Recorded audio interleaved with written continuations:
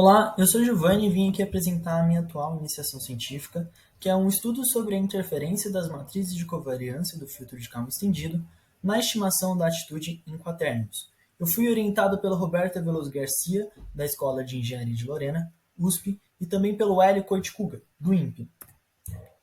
Bom, aqui na introdução nós temos duas imagens e eu vou explicar por que elas estão aqui. A atitude do satélite, na verdade, ela descreve o movimento rotacional do satélite. E no caso do satélite que a gente trabalha nesse trabalho, é um satélite do tipo Sibers, e por isso que essa imagem do satélite Sibers 4 está aqui. Do lado dela, nós temos a imagem do Rudolf Emil Kalman, que criou o filtro de Kalman, basicamente, que ele resolvia um sistema dinâmico linear. Aqui a gente tem alguns sensores de atitude, do qual nós utilizamos nesse trabalho. Nesse trabalho a gente utiliza apenas três, que é o DSS, o íris e o giroscópio. Aqui nessa imagem a gente tem uma representação dos sensores presentes no Sibers 2, mas aqui a gente não tem todos os sensores, apenas alguns, apenas para representação. Basicamente a atitude do satélite ela pode ser representada de diversas formas, seja ela por ângulos de Euler, quaternions, parâmetros clássicos de Rodrigues, parâmetros modificados de Rodrigues. Mas eu não vou entrar em muitos detalhes sobre essa parte. Aqui nesse trabalho a gente utiliza os quaternions, porque ela é útil, porque ela evita singularidades algumas possíveis singularidades associadas, e também evita descrições geométricas ambíguas.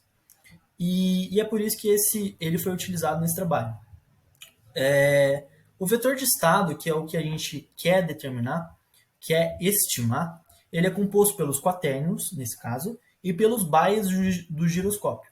O bias, na verdade, são erros associados à instalação, a erros de deriva, que quando ele está no espaço. E aqui a gente tem os três eixos do bias.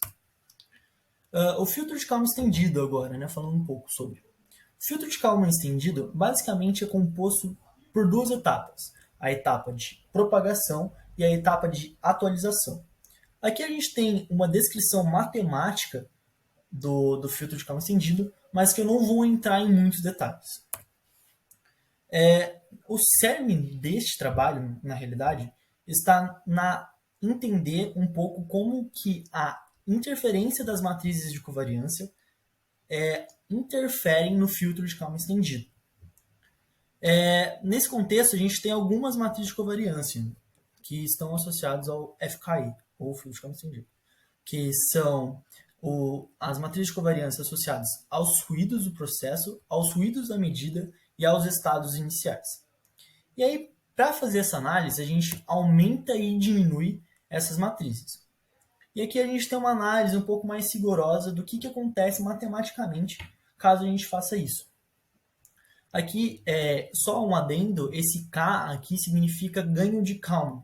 E é ele que mostra, basicamente, a sensibilidade do filtro em relação à alteração dessas matrizes de covariância. Mais um adendo pequeno aqui, nesse caso aqui a gente tem um vetor de estado no estado a posteriori, e aqui a gente tem um vetor de estado no estado a priori. E é basicamente isso que significa esse índice. Agora, falando um pouquinho sobre os resultados, eu trouxe apenas um exemplo para mostrar para vocês o que acontece quando a gente multiplica uma matriz, todos os elementos de uma matriz, e vê o que está acontecendo. Nesse caso aqui, eu tenho um estado real que a gente obteve através de um simulador desenvolvido por Valdemir Carrara, e que se chama Propat.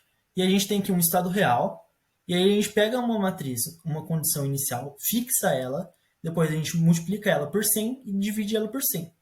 E aqui a gente tem um resultado. Aqui nesse caso a gente vê que o ângulo ρ, que nos ângulos de Euler, ele funciona bem.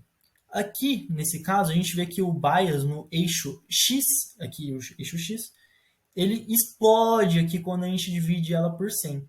Isso dá para ver a robustez do filtro nesse caso. Então, conclui-se que a gente pode fazer essas alterações nessas matrizes de covariância para a gente analisar essa robustez, que eu havia comentado, e analisar o erro, o desvio padrão estatístico, justamente desses resultados em comparação com o vetor de estado real, que nesse caso foi obtido através do simulador PROPAT, que foi desenvolvido por Valdemir Carrara, do INPE. E basicamente é isso, e a gente pode também fazer essa análise com muitas medidas ou poucas medidas, e realmente notar, no caso, essa parte de observação. Bom, como agradecimentos, nós agradecemos, os autores agradecem o apoio financeiro concedido pela CNPq, ao INPE e também pela Escola de Engenharia de Lorena. E aqui estão as principais referências utilizadas nessa apresentação. Eu agradeço, muito obrigado e até o próximo vídeo do Pesquisas USP.